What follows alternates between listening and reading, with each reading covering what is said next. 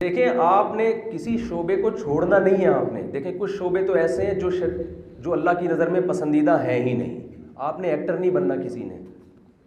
یہ کچھ کام ایسے ہوتے ہیں کہ آپ اچھی نیت سے بھی کریں گے تو اللہ قبول نہیں کرے گا. آپ اگر چوری کرتے ہیں اچھی نیت کے ساتھ کہ یار میں غریبوں کو کھانا کھلاؤں گا بینکوں میں ڈاکہ مار کے, تو آپ کا کیا خیال ہے اللہ خوش ہو جائے گا؟ اس لیے کہ کام ہی غلط ہے. یہ آپ شراب پی رہے ہیں کہ میں ریلیکس ہو کے لوگوں کی خدمت کروں گا, تو یہ کام ہی غلط ہے. کچھ کام ایسے ہوتے ہیں جو کام ہی غلط ہوتے ہیں. پوری زندگی آپ میں سے کسی نے اس کام کے قریب نہیں جانا ہے. دوسرا, کچھ کام ایسے ہوتے ہیں جن میں دونوں جہتیں ہوتی ہیں. وہ نیت سے صحیح بن جاتے ہیں, اچھی نیت سے اچھے بن جائیں گے, بری نیت سے برے بن جائیں گے. تو آپ کو اسلام کسی بھی فیلڈ سے روکتا نہیں ہے. نبی صلی اللہ علیہ وسلم نے فرمایا المؤمن القوی خیر من المؤمن الضعیف. طاقتور مومن اللہ کو کمزور مومن سے زیادہ محبوب ہے. تو علماء کہتے ہیں یہاں طاقت سے مراد صرف جسمانی پاور نہیں ہے, ٹیکنالوجی کی طاقت ہو, نالج کی طاقت ہو. کوئی بھی آدمی جس کے اندر کوئی قابلیت ہو وہ زیادہ پاورفل ہوتا ہے اس شخص سے, یہاں تک کہ دولت کی طاقت بھی اس میں داخل ہے. نبی صلی اللہ علیہ وسلم نے فرمایا ایماندار تاجر قیامت کے دن پیغمبروں کے ساتھ ہوگا. آپ کو پتہ ہے اسلام میں نبی صلی اللہ علیہ وسلم کے بعد سب سے بڑا مقام حضرت ابو بکر کا ہے. آپ کا کیا خیال ہے, ابو بکر غریب آدمی تھے کیا؟ غریب صحابی تھے. ہمارے ہاں جامعۃ الرشید میں تحقیق ہوئی ہے, حضرت ابو بکر رضی اللہ تعالیٰ عنہ کے سرمایوں کا اندازہ لگایا گیا 5 ارب روپے کے قریب بنتا ہے آج کے دور کے حساب سے. جو چاندی کے دراہم اور سونے کے دینار ان کے پاس تھے, آج کسی کے پاس 5 ارب روپے ہوں, آپ بتائیں کہ وہ کیا غریب سمجھا جائے گا؟ یہ ابو بکر کے سرمایے تھے. حضرت عثمان کا بھی ایسا. ایک لڑائی میں حضرت عثمان نے 400 گھوڑے گفٹ ڈونیٹ کیے ہیں. تو جو 400 گھوڑے جو اس زمانے کا لینڈ کروزر سمجھ لیں, کسی کے پاس 400 لینڈ کروزر ہونا آج, تو وہ حضرت عثمان کے برابر ہوگا, بشرطے کہ اس سے زیادہ ہوں, کہ 400 تو انہوں نے گفٹ کیے ہیں, ڈونیٹ کیے ہیں. تو ہمارے نبی نے کسی صحابی کو یہ نہیں کہا کہ اتنی دولت کیوں اکٹھی کی ہوئی آپ نے, آپ ایسا بزنس کیوں کر رہے ہیں. امپورٹ کرتے تھے یہ لوگ, شام سے تجارت کرتے تھے, ان کے پورے تجارتی قافلے آیا کرتے تھے. مغیرہ ابن شعبہ رضی اللہ تعالیٰ عنہ اتنے مالدار صحابی, انہوں نے جب ولیمہ کیا تو 3 دن کھلے عام لنگر کھول دیا انہوں نے. آپ ذرا کھول کے دکھائیں, دیوالیہ ہو جائے گا.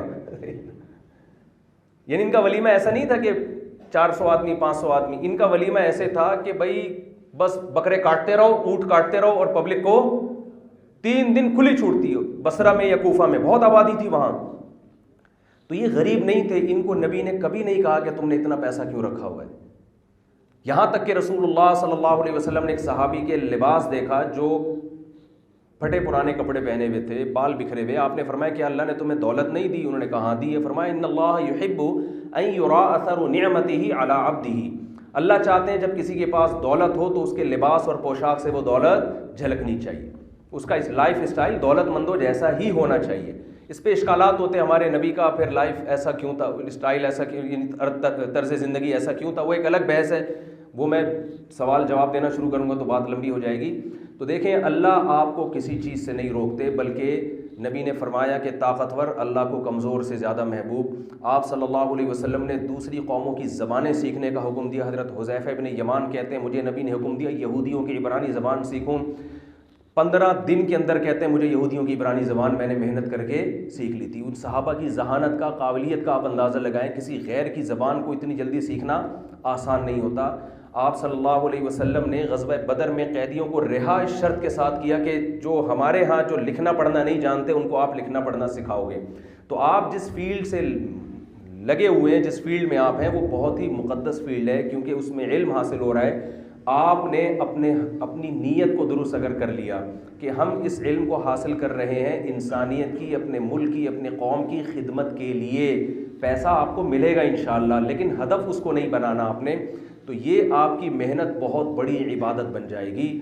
اور اس ہدف کو سامنے رکھ کر زندگی گزاریں گے تو اللہ کی نظر میں آپ وزنی ہو جائیں گے. اور اگر یہ ہدف آپ کے سامنے نہیں ہے تو میرے بھائی پھر اللہ کی نظر میں دیکھیں بڑے بڑے لوگ آئے اور دنیا سے چلے گئے, تو قبرستانوں میں جا کے دیکھ لیا کریں, ایک دن لیٹے ہوئے ہوں گے ہم بھی یہاں پہ. تو بہت بڑے بڑے دولت مند بھی آئے, بہت پاورفل لوگ بھی دنیا میں آئے, لیکن بالآخر دنیا سے چلے گئے. موٹیویشنل اسپیکر آپ کو بتاتے ہیں کہ موت کے وقت جب آپ ماضی کی طرف دیکھو گے تو آپ اچھے کام کر کے آئے ہوگے تو آپ سکون سے مرو گے, برے کام کر کے آؤ گے تو غم ہوگا آپ کو.